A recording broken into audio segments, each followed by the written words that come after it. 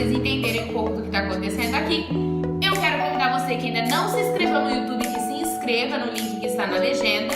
E para você que já está nos acompanhando nas redes sociais, que continue curtindo e comentando, tá bom? E o assunto de hoje é o café. Café tem? Café tem? Café tem hoje? Tem. Tem? Aqui o café que eu fiz, ó. Hoje tem café? Aqui o café.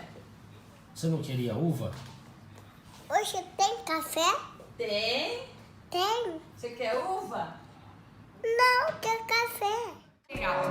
Dia 24 de maio é comemorado o Dia Nacional dessa bebida tão querida por todos, não é mesmo? Seja no Brasil, seja lá fora, em qualquer lugar do mundo, as pessoas adoram essa bebida.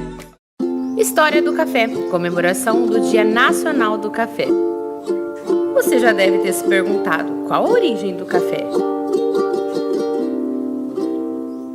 A origem do café no Brasil encontra-se no século XVIII. As primeiras mudas de café foram plantadas ainda nos meados de 1720, na província do Pará. A pessoa que teria trazido as primeiras sementes do café para o Brasil foi Francisco de Melo Palheta, após uma viagem à Guiana Francesa.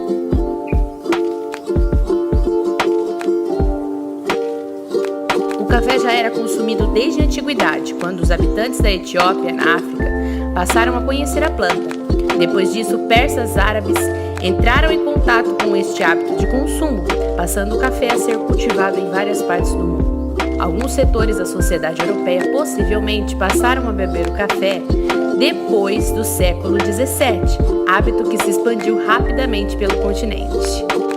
Esse aumento do consumo do café na Europa e depois nos Estados Unidos explica até certo ponto o crescimento da produção do café no Brasil a partir do início do século XIX, onde as primeiras grandes lavouras de café surgiram na Baixada Fluminense e no Vale do Rio Paraíba, nas províncias do Rio de Janeiro e de São Paulo.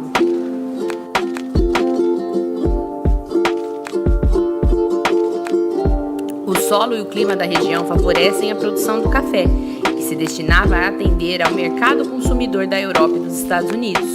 Os africanos escravizados formaram a força de trabalho para laborarem no cultivo, colheita e beneficiamento do café. O transporte para o porto do Rio de Janeiro, de onde inicialmente era exportado, era feito no lombo das mulas. A partir de 1837, o café tornou-se o principal produto de exportação do Brasil Império. Os grandes lucros decorrentes da exportação do café enriqueceram os grandes fazendeiros, os chamados barões do café, e sustentaram financeiramente o Império Brasileiro.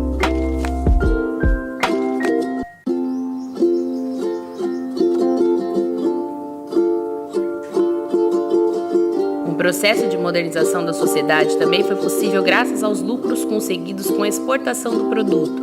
Ferrovias foram construídas para transportar de forma mais rápida o café das fazendas para os portos, principalmente o Porto de Santos, em São Paulo.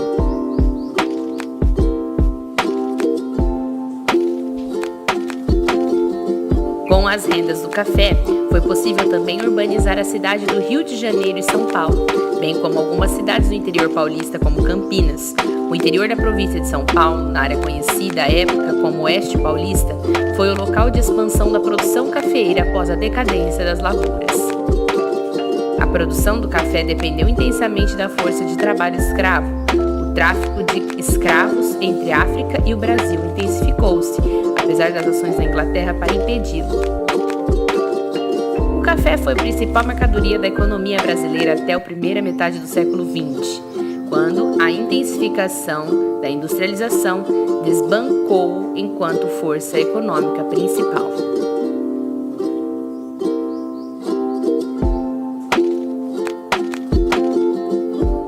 Você percebeu quanta história há por trás de um simples cafezinho? Espero que tenham gostado e não se esqueça de curtir, comentar o que achou dessa aula e nos encontramos na próxima aula. Até lá!